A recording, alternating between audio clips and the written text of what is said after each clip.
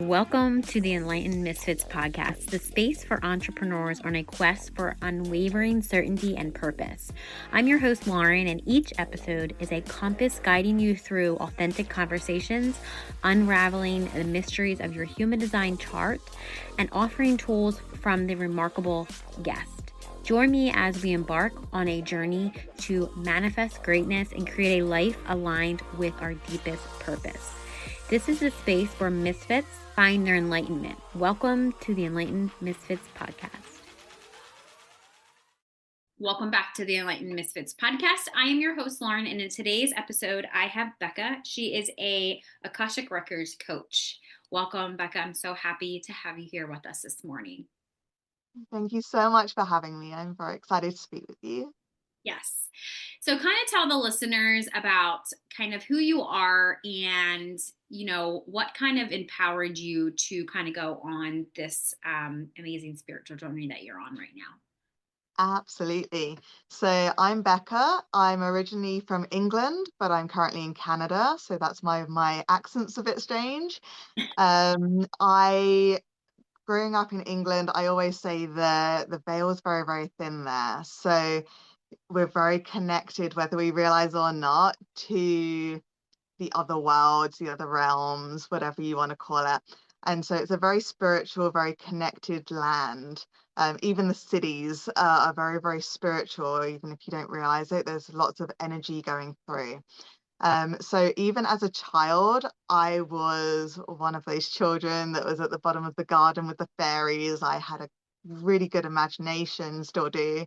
But I was always away. I was always off traveling in my mind, right? So the way I got into this was literally just a soul continuation into this life. So I was never sort of normal kind of child. I was always into magic and mysteries, and I loved mythology, and I just always wanted to dive into new topics. So that's literally how I started on the sort of esoteric and the healing modalities and everything. I was always learning different things like massage, and then I was learning astrology, and then I was learning tarot, and then I was learning crystals. I was always adding new things to my toolbox, and that's never going to change. I'm always going to keep adding. I'm always going to keep learning, even the things that I've had for decades. I'm going to always learn something new about it.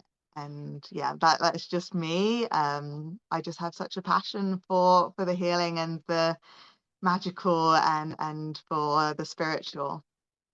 Yeah, I love that. I was going to say, I'm very similar. I have always been really obsessed with astrology. I love human design. And I realized that when I learned human design, like 9 years ago, I like self-taught myself. So people always ask me too, they're like, oh, are you a certified reader? And I'm like, no, I don't claim to be. I took human design in a way of like, this doesn't make any sense. People look at it and they're overwhelmed. It's just so much information. So I was like, here's my projectorness. How do I simplify this so people actually could use it in their daily life? Like just with anything, like people can use astrology, but that's a very complex system too. So it's like, my thought to myself was, why can't I learn how to teach this in a way that people understand? Like very simple. I feel like that is huge because I mean, it's just energy, right? Like everything that you just said is all like energy. So it's like, you just at the end of the day you probably did that to figure out, to understand the world better, other people better, and then like of course yourself, so I love that. So I want to kind of talk about Akashic Records. It's one of my favorite things that when I got into the shamanic journey and stuff, I've always I didn't realize how much I used the Akashic Records until I was going through soul retrieval and through the journey and realized, oh my goodness, this is the same thing that I've always done. It's just something different, it's just a different tool or a different like way of like learning about it. So can you kind of like start out like from the beginning, like what kind of led you to discover the Akashic Records, and like how did you begin to transform your life from understanding when discovering the Akashic Records? Yeah. So, like I said, I was always into all these different things, even as a child, and the Akashic Records was always lurking, like in my sort of field. And I was under the impression that it was more like a channeled mediumship kind of thing, where I would be sitting there saying, "Okay, Lauren, I'm in your records, and this is what I see." And I was like, well, I always I also kind of do that already with tarot cards and oracle cards and all of those kind of things. I do that modality already, and I never really thought of myself or claimed to be like a sort of psychic or a medium or anything like that. So I was like, that's not for me. Like I've got other things that I'd rather be doing.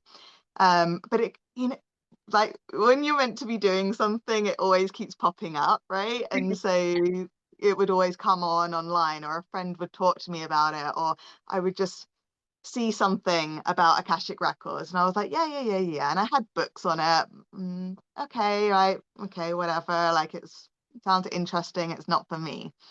Yeah. And then one day I found this teacher that he had gone into his own records and created this course from his records. And it was about teaching people to coach their clients in their own records. And so it's kind of like a spiritual life coaching he was teaching. And so I was like, well, that sounds interesting. Tell me more.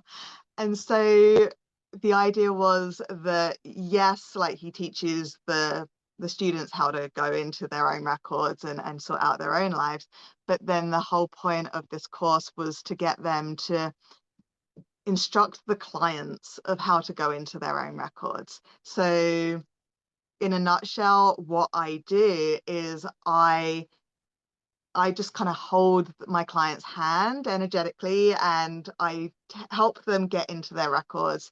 And I'm there with them. I see and hear and understand, but that's not my place to say, this is what I'm seeing and this is what's happening. I'm prompting, I'm suggesting, I'm saying, look over here, and what do you feel, and where do you feel it, and what's this guide telling you, and what does that mean? And if you don't understand, then obviously I tell you and I help you. But the whole point is not for me to say this relationship that you're in is toxic and maybe you need to put up some boundaries or you need to leave. Right. My job is to take you to the past lives, to take you to the blocks, to help you talk with your guides and have you say, oh my gosh, this relationship's super toxic and I need to do something about it. And what am I going to do about it? I'm going to do this about it.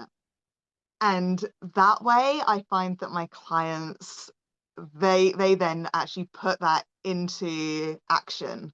Like that actually then takes hold in their physical lives. Whereas when I do tarot reading, thank you very much, that was really helpful, and then they forget it as soon as they walk out the door, right? Right. Like they just, or they think, oh well, the tarot card said it's going to happen, so I can just sit back and let it happen. If they've done the record, they're like, I understand my role in it. I understand that it's my power and it's my choice and my ability to go out and to change this in my life. And so that's fascinating for me to watch the transformation there. Yeah. So you said something about role. I feel like let's like kind of like back up on like role. I feel like that in itself is that word, Yeah. especially when it comes to um Akashic records, is really powerful. So like it's just a powerful tool, I think, in general. And especially I know for me when I went through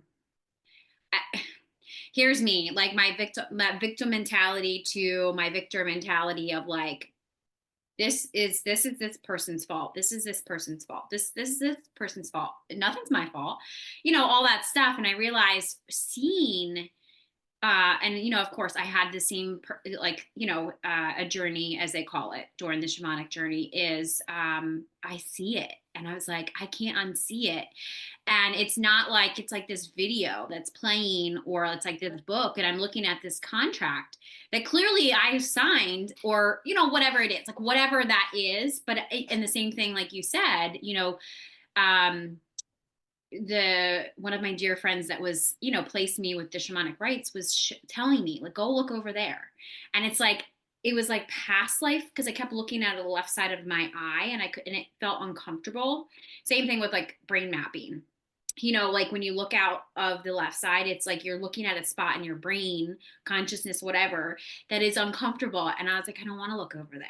I don't. And it was because I was avoiding, coming in layman's terms, I was avoiding what I knew was my fault. And I just couldn't take accountability. And I just realized, wow, like even me today, of course I take responsibility and accountability, if it's part of something I need to, but I realize humans, it's very uncomfortable to, look at that. And, it being in a setting of like Akashic records, you then see the role that you actually play in every part of your experience. Now, I'm not saying, I don't want to trigger people by saying that if they had major abuse or if they had, some like major trauma, that's not your fault. But it was something you had to experience, and the responsibility, right, is your responsibility. So can you kind of talk a little bit about the role that you obviously play in every experience, and how has that helped your clients uncover past lives, like causing maybe let's just say a block in a current reality, like in your current reality? Yeah, so um, I can never tell you what we're going to do when we go in the records, even if you say, this is what I want to explore. And I think, oh, well, I've done that a million times. And we've always gone to a past life with that, for example. We could go up there and your guides say, no, we're actually going to do it this way. Or we're going to, especially things like the contracts and things that you were speaking on. Usually with a contract, we go to the past life where you decided on that contract or that vow. So the difference with that is a contract is usually made with other souls, and a vow is one made just to yourself. So, but they're all very, very similar. And usually we go to that past life, we discover what what was the reasoning behind doing that. So, and you're also saying about like soul retrieval and stuff. So that could also be part of it as well. Like your soul decided to cut off maybe a gift, like healing gift or something where they want to sever something from your ability to carry on with it. Um, anyway, so what you do is you go in, you see that past life, you can communicate with yourself in that past life and explain to them, comfort them, tell them that you understand why they did whatever it was, or why they cut off or they made this soul contract. And then you can do a healing with them, and then you can go back into your records again out of that past life. And usually that is then presented to you in like a scroll, and it's got your contract on there and it's got your signature or your mark or whatever. And we usually rip it up and throw it into the fire, and then as it turns to ash, then it's like null and void.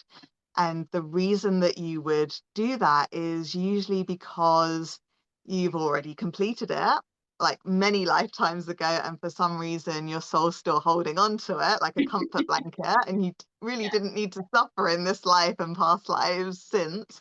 Other times, maybe you pick too many things, and this one's just too much to add to all these other burdens that you have, and you just want to release it. Like you don't want to learn that lesson anymore, or you want to postpone it for this life as well. You can also do that if you're like, yeah, like I kind of chose way too many things, and I just need to condense it a little bit, and you can then sort of shelve a couple of things for a future life if you want to. There's so many different ways of going about it, and I've seen so many different ways of doing it, so many different reasons, and also to go really weird, it's not always human lives either. It can be other realms, other planets, other um states of being. Like I did a lady literally yesterday, and she was just energy. It was just this energy form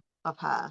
She wasn't a solid physical being. She was just this energy. It was beautiful. Oh, wow. um yeah, I've just seen so many different things, and for me, I have seen and learned so much on this journey with other people that I never ever would have learned or experienced because my soul hasn't necessarily been through that. So I've learned and seen so much through just helping other people. It's such an amazing, humbling experience as well, to have that honor of guiding people and helping them through things that I didn't even necessarily even know existed, you know? Yeah, I was gonna say Yeah. the first time I've ever, when you said about the energy form, I mean, it makes sense, right? But Yeah. that's wow. Like I've never experienced that, even through journeys that I've done with people. It's more of like you said, going back to like the vows, because at first I was like, okay, so like I've seen my contract, I've seen all of my karmic stuff I needed to clear out, which when you said postponing, I'm like, oh, at some point in my journey, I feel like, what did I choose? Why does this feel so heavy? And I feel like if somebody would have told me, hey, you don't have to clear out all this lifetime, you know, Yeah. you could postpone it. I'd be like, oh, thank God. But I feel like if somebody, obviously, I probably would have avoided a lot of my own stuff that I needed to do. It's just probably why now I'm like, God, that would have been so easier. But the universe probably knew that no, don't tell her that, because then she's not going to do what she needs to do. And then she's going to complain that she's still in the same spot or whatever. But you're right. Yeah. I thought, I mean, I think people listening too, depending on like what they know about Akashic records and all that, is I thought that vows and that they were the same thing. So then I was like, oh, so why do I feel like through past lives, or I looked at past lives, or if I had a, past life regression or something like that, I would always be, you know, rich or, whatever. And in this lifetime, maybe the last 5 lifetimes, I've always been poor. I was a shaman, but then I would always like abuse my power from all of those past lives. So I feel like when I started doing my business, there was a huge block that I didn't even realize was there.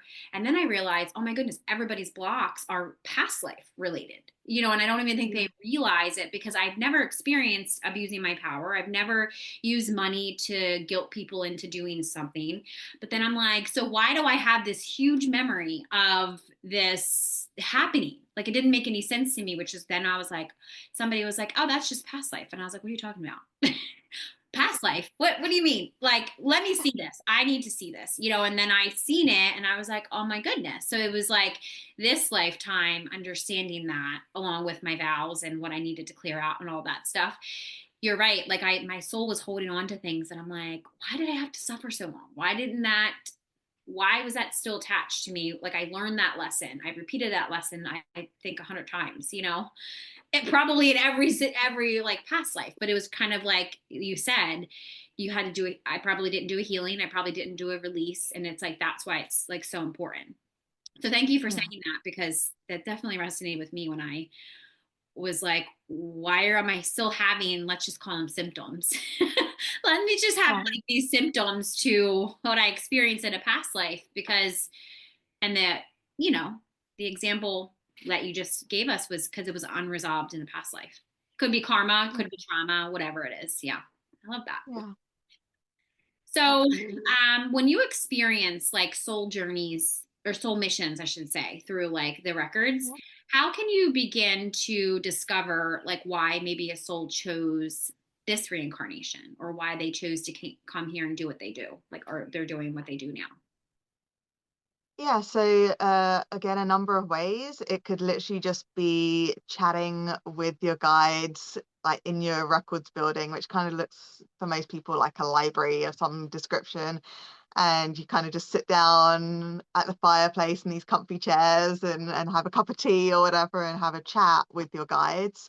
Sometimes they will show you in like books. Some people have even had like sort of more like computer screens and TVs, but usually it's like a book more often than not.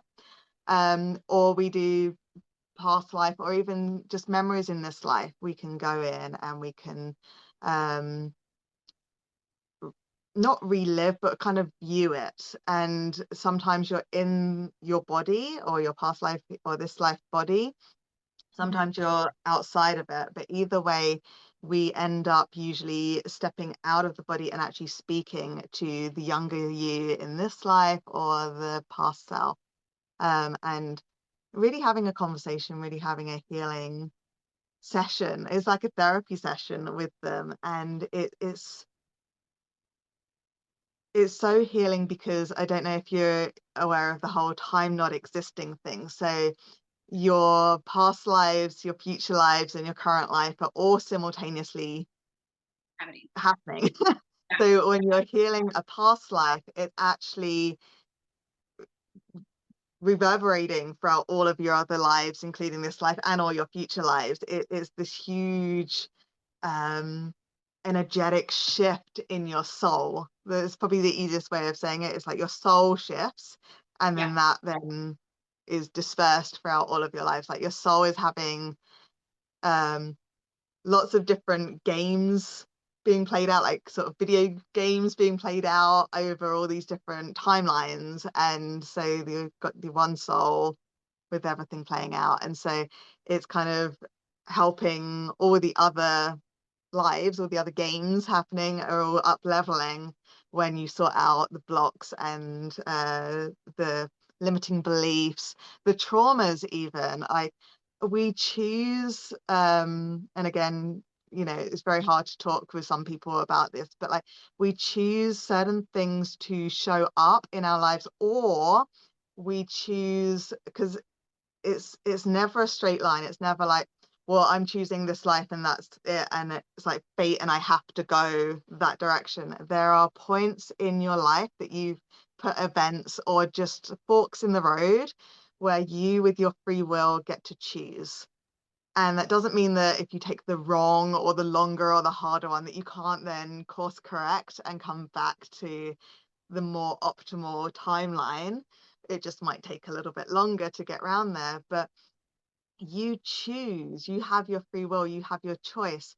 And you so let's take something like a traumatic event, and that could be something like, say, a car crash or an accident or something that's out of anyone's control, or it's like another soul is hurting you in some way, or something bad has happened to you. Well, how is your soul wants to know how you're going to react to that. Like you can fall into depression, you can think that life's not worth living, you can think yourself this terrible person and unworthy, or you can go through the healing process. You can, and it takes a lot of energy and a lot of self work, but you can go through that healing thing, and you can then maybe go on to help others that have also experienced a similar thing, and you become like this mentor or this just someone that helps. Or even if you're not helping other people with it, you just have grown as a soul. You take this trauma and you learn from it and you grow and you make your life better because of the lessons that you learn in this terrible, terrible time in your life. And Yeah. so your soul put it in to discover how it would react, how strong is your soul, how what choices will it make.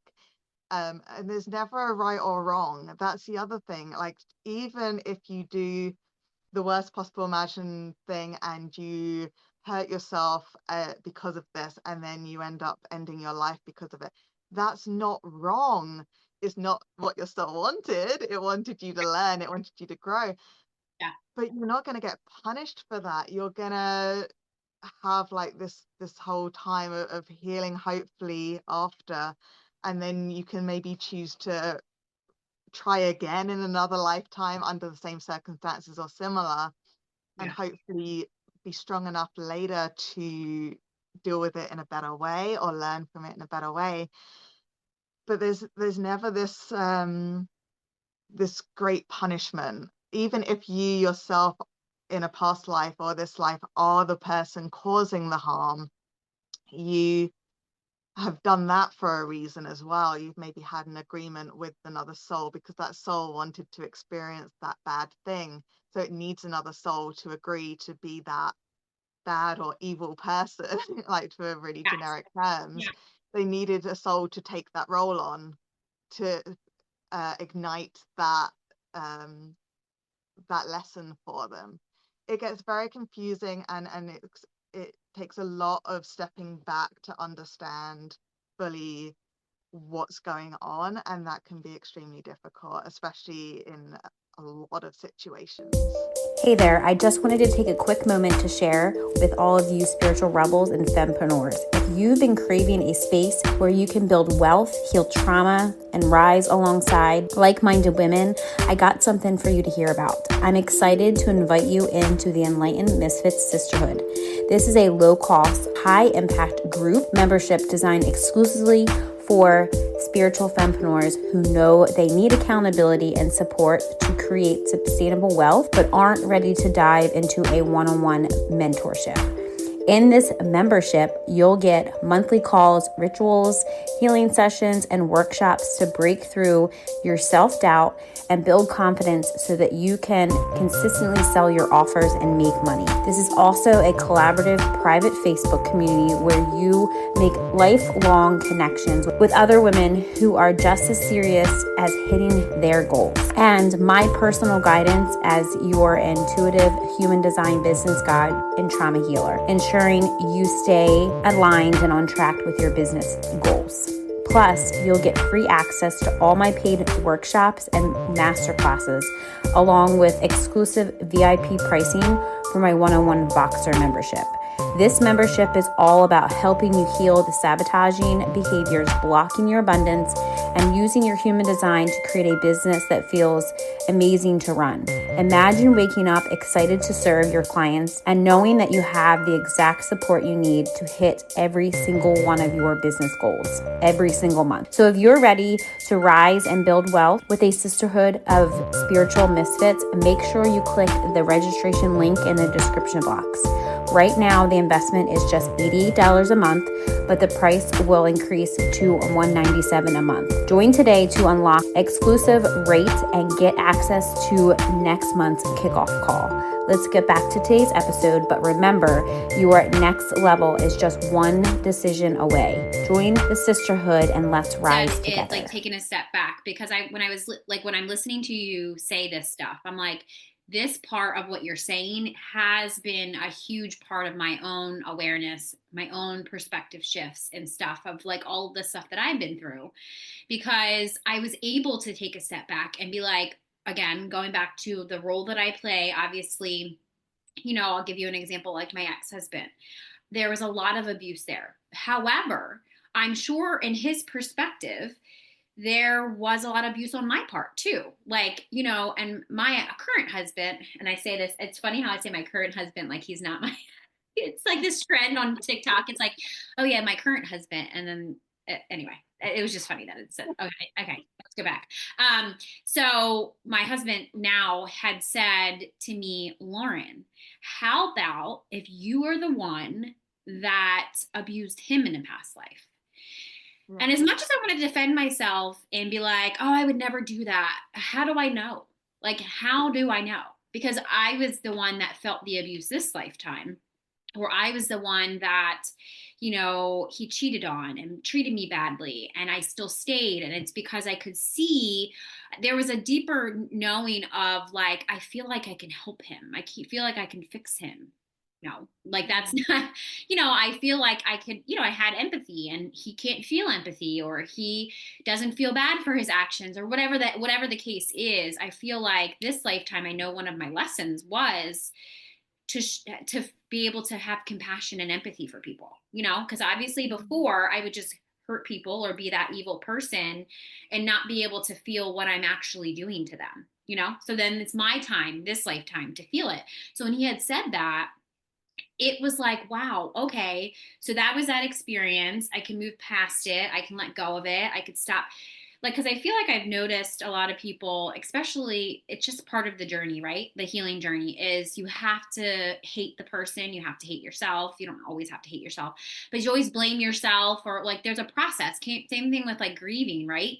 It's a process. There's no timeline. There's no right or wrong way to do it. It's just perspective. You can look at it from this way, you can look at it from this way. But I feel like, what you just explained can give people a different perspective on looking at it. Like, how about if you, or, they could come work with you, like do a journey with you. Like, how about if you were the one in a past life that did this to them, and now it's your turn to feel it. So you can kind of clear out the karma and stop treating people like shit. Like, that's pretty much how I got it. Like, stop treating people the how you don't want to be treated. And I feel like, to be honest, if a human doesn't learn that, you're going to keep doing that, right? Like, would you agree? Yeah. Yeah. Yeah, it's also good to also say that if you are sort of in an abusive whatever now because you were the abuser in the past life, you're not the victim now because it's a punishment. It's Right. because more likely it's because you've had that soul contract with each other where you both wanted to experience what it was like to be the victim, but you also, and this is where it gets really weird, your soul wanted to experience what it was like to be the abuser. It Right. wants to understand all of it, and that's the thing. So the world that we're in now is 3D, which means that we have the polarity, we have the good with the bad, we have the sadness with the happiness, we have all of these different emotions. Like daily, we could like, it's like everyone's got bipolar, right? It's like one moment you're super happy and then you're like super depressed or stressed. You've got this constant energy and emotions always, and they're so polar opposite sometimes. And so this realm, this world is something quite rare for a soul to experience. Many souls, they just have the good stuff, for want of a better word. They've never Right. experienced sadness and grief and depression and anger. And so the souls that come here want to experience that. And again, that sounds really strange. Like, why would my soul want to know what it's like to grieve and to feel anger and to have all these bad experiences? But that's because it's how your soul grows, it's how it's learning. And only the really, really strong souls can come to a density like this, like 3D and 2D densities, because it's so, first of all, so constricting, because you're in a body, you're in like a meat suit, and your soul isn't used to that. And so that on its own, whether you have a beautiful life, you have all this money and you never suffer, your soul's still kind of suffering because it's in a prison, right? It's in a body that it has to learn to love and to work with, and to have that constriction. It can't just fly around anymore. It has to be contained. So that alone is a lot of pressure on the soul. Then adding in all of those lovely soul life lessons and karma and contracts and vows that your soul, especially the new ones to this kind of density, take on way too much because they're like, it's going to be super easy. And then they get here and they're like, I made a mistake. There's way too many things and I can't deal with it. And that's when a lot of people get into depression and hopelessness and stuff, because their soul took on way too much for them to deal with. They just didn't realize it was going to be this hard. And that's the thing, this lifetime, no matter what the cards give to you, whatever your soul decided for you, is going to be hard on your soul. Yeah. I love, thank you for explaining that, because I feel like that will kind of give people a lot of clarity to Mhm. maybe why they feel, or why they had an experience in their life that they had depression or they felt like hopeless. I feel like that's really started my initial, I guess, spiritual awakening. I mean, like, I feel like I was always spiritually aware. I always like came out of my mom. It's like, I always joke, I'm like, I came out of my mom and I just could see things, hear things, whatever. But of course, I picked my experiences. I picked, to experience different things. And like that added, let me not be this person, or I can't be this person because people are going to think I'm weird or I don't fit in. And it's just like, Okay, it's just now it's like more people than not are like, oh yeah, I've always felt like that. I'm like, oh thank God. Where were you when I was a kid? Yeah. You were obviously thinking the same thing. We were all on the same collective wavelength thinking like, what is happening? But yeah, like you're right. I didn't think of it that way. I guess that's a really good way of thinking it, that when if you feel hopeless or you feel like depressed or you have thoughts of suicide or at some point it's like it's easier. So for me in my story, I always thought, oh, it's just this is too hard and I'm just going to take the easy way out. Because to be honest, it is the easy way out, and mine didn't work. All three times, mine didn't work, thank God. But it was just like, I would have to probably relive a lot of that in another past life or in a future life, and then maybe my soul knew that wasn't good, that was going to be too hard for me, or whatever. I don't know, I forget the actual reasoning. But I was like, okay, so I always like to do the whole spiritual bypass. Like I would be like, I can do it this way. This is the easiest way. And then I'm actually doing it the hard way because now I'm learning it in a longer stretch of time. So I stopped doing that like 5 years ago. And then I realized, oh, if I just actually accept, surrender, and allow and trust that this is just how it's supposed to happen and stop trying to control the outcome, I don't block myself anymore, right? So I think a lot of us, that I'm sure you can resonate with that. You probably have experience like, oh, I'm just going to do it. This is the easy way. And it's like my higher self is like, no, we're not doing it that way. But my ego is like, this is what we're doing. No, this is not what we're doing. It's kind of like the battle that you have. You're only fighting yourself. You're not, even though people think that they're fighting other people, right? You're not. You're fighting yourself. So stop. Yeah. Right? Yeah. Like, just stop it. Um, yeah. So yeah, thank you for bringing that into people's awareness because I feel like that sentence. I mean, you've gave so much wisdom, but just that in itself, even for me, like, wow, oh my gosh, that actually is the reason why I feel the way I do. And then you could stop focusing on, I feel depressed, I have anxiety, I am, and stop saying, okay, this is what happened. This is what I did. Well, let's maybe hang up some of those lessons for now and let's do this. Absolutely. So, for anybody listening who might feel blocked, maybe on lost or unsure of their next steps, what would you say the records might reveal to them or bring clarity and healing for them right Well, yeah, the records are just unlimited. Like you could literally go in numerous times a day for the whole of your life or the whole of your soul, and there's always going to be something for you to do and deal with or to learn. So I have clients that are super spiritual. I have clients that are complete atheists and non-believers, and all of now? these people are able to go into their records. All of them experience them and understand and gain from them. So that's fascinating in itself. But yeah, they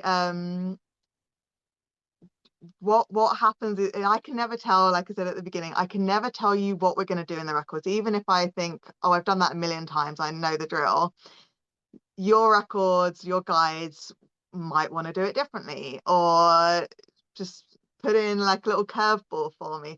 Or sometimes we go up because my client says, I want to deal with my career. Okay, great. So let's go up and do your career. And the guides just say, no, we're not doing career today because we've got to sort out a money block first, or we've got to sort out the relationship with their mother first, or whatever it is. Like, and when I first started doing this, I was like, no, my client's paying me to sort out their career. Like, let's just do the career. And they're saying, no, that's not what we're doing today. And it's not just me telling the client that, the client's also getting, oh, no, I think we're meant to be going over here or going through this door instead. And, and so we end up doing something completely different than what the client actually intended on doing. But afterwards, the client's like, yeah, wow, I didn't realize I still had that block, or I didn't realize I needed to confront that. That really helped, or I really feel a shift in my field. Or they come back like a week later and say, so ever since we did that record, this has happened, that's happened, this has happened, and that's happened, and it's completely changed, and it's exactly what they said to me in the records. And so all that rambling to say is that I can literally never tell anybody how it's going to work or what it can do. I literally I start it all off, and my my job, as I said, is to guide you.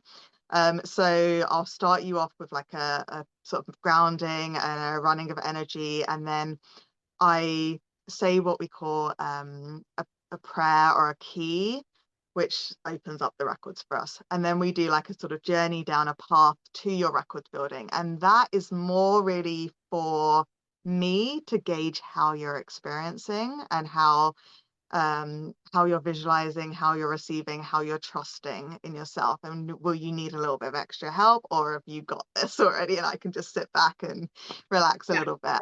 And then once we get into the records, then I kind of help, move the journey along a bit. I'm in the background chatting to your guides and doing some little behind the scenes stuff, but I'm getting you to do the journey. I'm getting you to make the choices. And even if you've gone in saying, I want to do X, Y, and Z, when you're confronted with it, when you're shown the reason why, when you're given the opportunity to null and void it or whatever it is, something in you might just be like, oh, no, I don't want to do that. I'm not ready to confront that. I'm not ready to release that yet.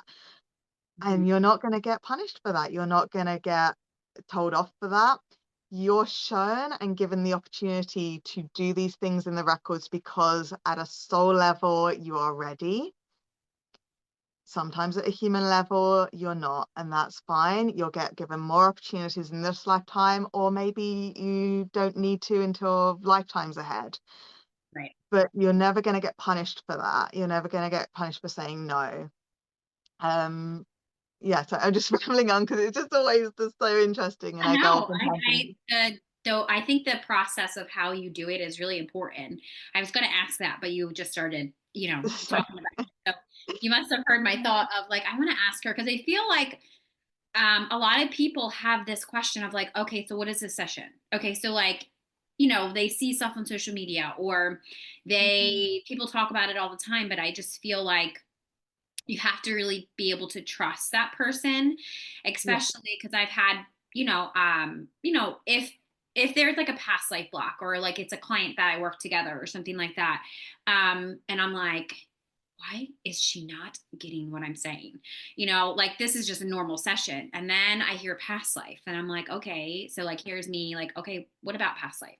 It's a past life block. I was like, oh, okay. So it's a past life block. And it's like, okay. So then I'm like, well, then I try to tell them, let's do a journey together and kind of like, explain it a little bit.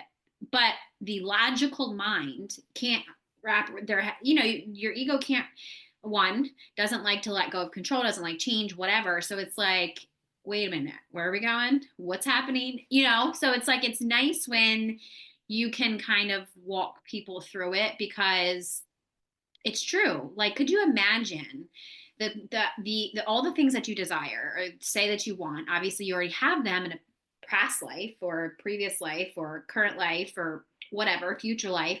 That's where it's coming from, you don't just Yeah. randomly wake up and like, I desire this, I desire that. You already have it and you just need to get to that, right? In this lifetime. So you can feel it or have it or whatever, but it's like the way that it's like you say want and the universe is like, oh yeah, you want that. And then it doesn't happen. But if you say desire, it's all like, this is what I desire. And then you work towards that. I feel like, that's just my quantum healing, I love quantum Yeah. quantum anything, I should say. But yeah, like you're explaining all of that, I feel like will really help people, especially the people listening to this. I know I've had multiple conversations probably within the last couple of weeks about, Lauren, can you do more? Like, can you talk more about Akashic records? I think, well, I'm not going to, but I know that there's people on the podcast that will. Yeah. Because that's what they do and they're really good at it. I see your people watching this on YouTube. I see your little dragon, the dragon deck. Is that Oh, tarot? yeah. That's a Yeah, tarot. Yeah. I love the dragon tarot. Okay. I kept looking Yeah. at it. I have to ask her about that. Yeah, it's a really lovely one. Like it's literally dragons in all of it. I actually bought it for a friend and ended up keeping it.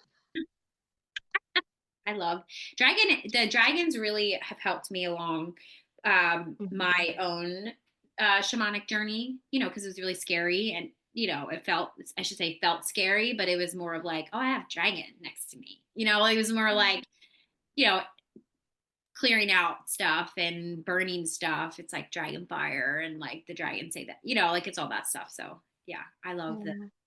learning about the dragons that caught my eye. I was like, Mhm. I like that deck. So Well, where, when I was oh, sorry. no, go ahead.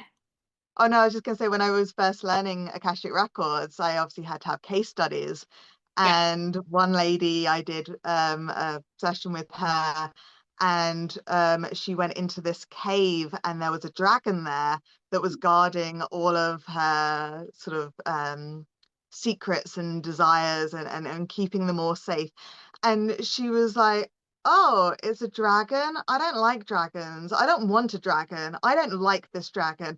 And I'm like, but he's yours. Like, he's protecting you. He's lovely. Like, and he was so lovely. This dragon was, yeah.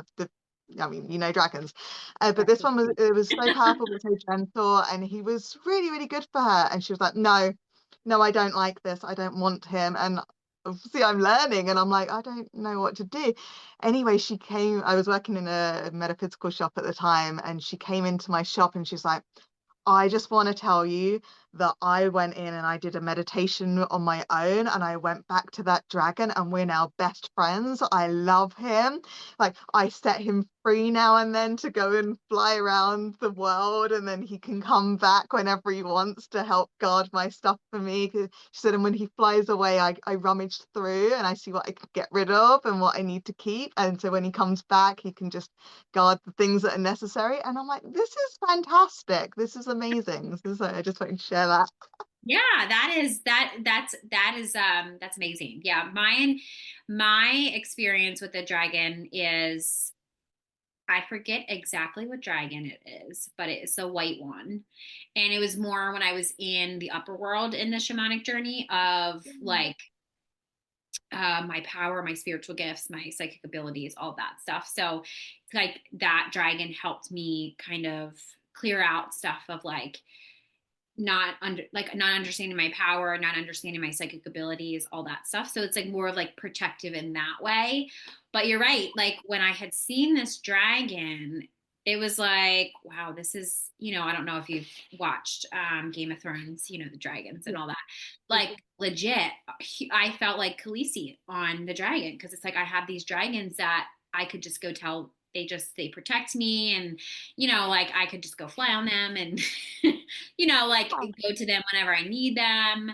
And it's like, but it's very healing, but it's really powerful healing. Like when it yeah. comes to when you ask them for healing, it's like I need to clear out, chains to me or, people that bind their energy that I have no idea about, or like a past relationship or something like that. It's like when I started learning about that, I was like, oh my God, like that scary feeling was of like, I have to now look at my shadows, but it's more of like the dragon would, like you said, protect those secrets or those protect until you're ready, Yeah. because obviously a dragon is a very powerful being. They can hold that, versus here's me, my little soul.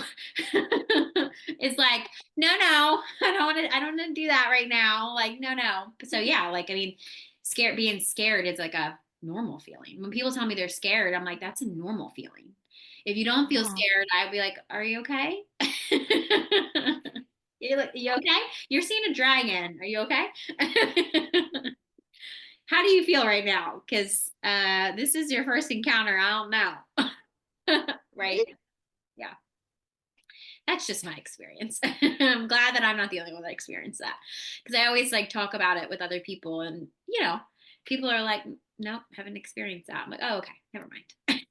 You don't know what I'm talking about.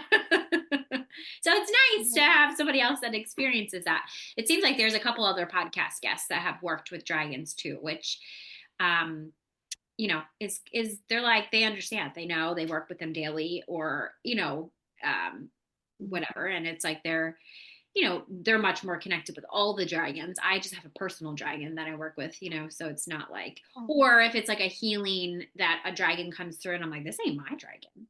Whose dragon is Yeah. it? Like, and it's usually I'm like, who are you? Like, why are you here? And it's usually that other person's dragon. So I'm like, oh, you have a dragon too? And it's like, they're like, no. I'm like, oh, okay. It's like, not my dragon. My dragons usually aren't like the red ones, or, mine are like white and blue and purple, and they're like the mystical ones. Oh, They're that's all like beautiful. the little like fairy ones. They're Yeah. not the red ones. They're not those big ones. Mm. Well, there's so many different types, right? Like people just think Yeah, dragon and think like Game of Thrones kind of thing, but it's not yeah, necessarily just that those. kind of dragon, right? Like there's so many different types. It's like different types of dogs, right? Like you can have all Yes, these different breeds of dog. Same yes, thing with dragons, there's so many different types, right? And so your dragon might not look like, the big scary ones in Game of Thrones, or it could just right. be like this sort of air one that's sort of more like the Chinese dragons kind of thing. And Yeah, and so it's something like that, or a water dragon, like different elements as well are in there, right? So it doesn't necessarily need to be this big scary like the one in Sleeping Beauty guarding the castle yeah, with the big fire yeah, breathing kind of thing. It could be kind of a whimsical one, right? It could be more of like say like a fairy kind of one, like a smaller one, a magical one, a very sort of gentle kind of energy to it rather than this big fierce protector one. right, Yeah, there's so many different types that there's so many that you might have that aren't what you would necessarily think of as a dragon.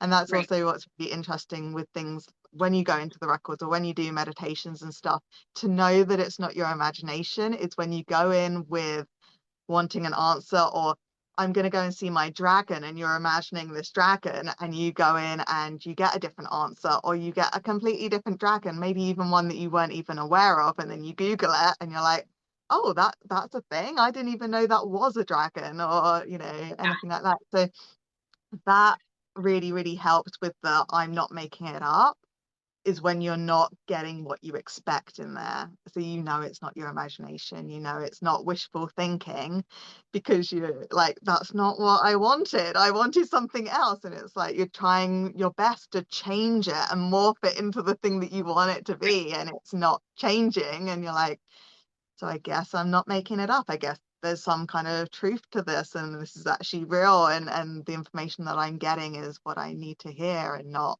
what I want to hear. Yes, I was gonna say thank you for saying that too, because every single time I'm like, I want to go meet my dragon, or I need this, or I need that. It's usually, and I feel like mine are the purple ones, or like, like the white. It's because it's usually something tied with my emotions, something tied with like, maybe self worth or something like that. So sometimes it's always, no, you need to, this is, you know, my, I, my main dragon is white, but that's more for protection and just my main spirit guide when I'm in the upper world, so it's like I don't necessarily always, there's totally, I have tons of different like spirit animals, like my dragon, or like a cheetah and jaguar. They're usually my ground animals. They're the ones that I take when I have to go through shadow work or something. Usually the ones that are helping me there.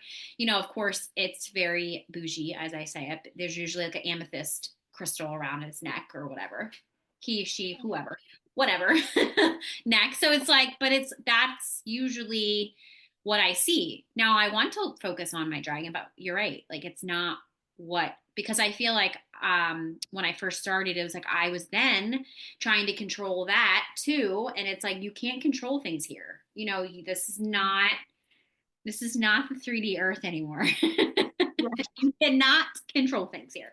But it was very just freeing to like to allow like whatever comes through, because that's exactly what I needed. And it's just like I feel like when you have another animal that's powerful there, it helps. It just helps me anyway. It helped me anyway to know that, oh, okay, so it's not me against the whole world. I have this whatever like spirit animal or whatever thing was there, to help too. So I'm sure a lot of your clients think that the same thing.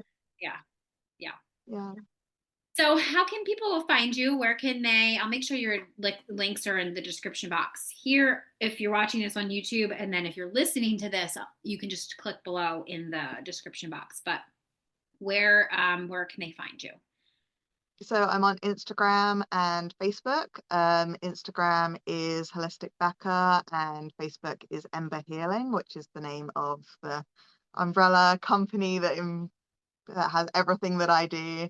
And yeah, and from there, like the bio has like Linktree, which has like the link to my website, any events coming up, any freebies, and also if people want to do like a 30-minute consultation, where we just literally just chat about whatever it is that you want to chat about, and whether you end up working with me or not, like hopefully I put you in some kind of like next step forward, or I've recommended something that maybe I don't do, but I've recommended that to you as well. And just a way for you to start stepping forward into the next stages of what you desire, I should say, to get. So Yes.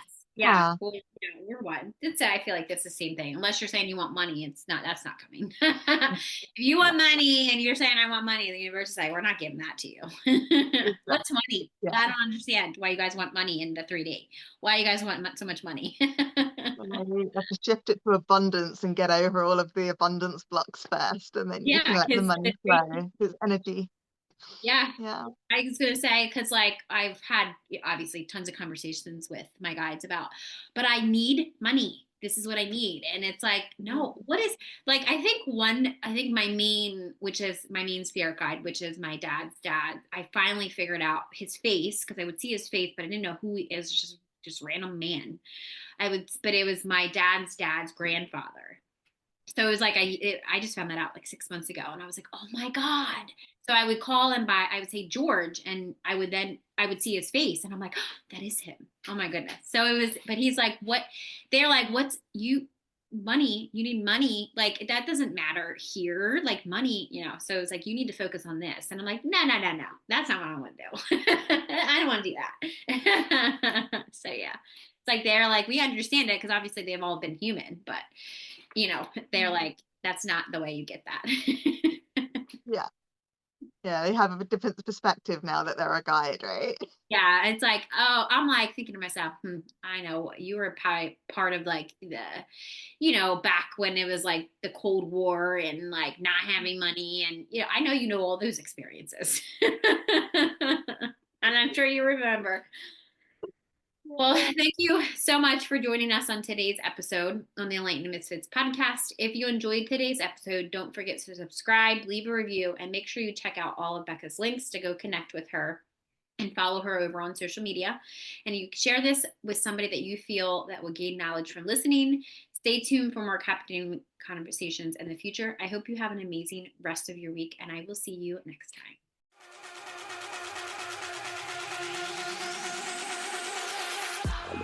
Thank you for joining us on another enlightening episode on the Enlightened Misfits podcast. If you are a current or inspiring to be fempreneur, suffering from the fear of being seen and or feel very triggered when you're building your business, reach out to me at the Mermaid Light about my Rich and Resilient Biz Baddies. This is a collective text message Voxer support group designed to help you heal your triggers and turn imposter syndrome into bad bitch energy.